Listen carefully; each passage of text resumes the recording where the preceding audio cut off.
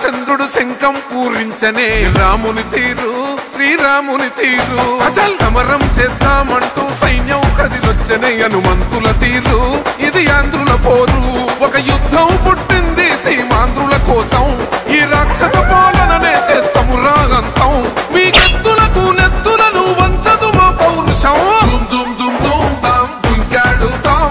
దుమ్ములేస్తుంటే పసుపు చెండెగరేస్తాం దుమ్ దుమ్ దుమ్ దుమ్ తాం దుంకాడుతాం జనగర్జనతో చంద్రన్న గెలుపును చూస్తాం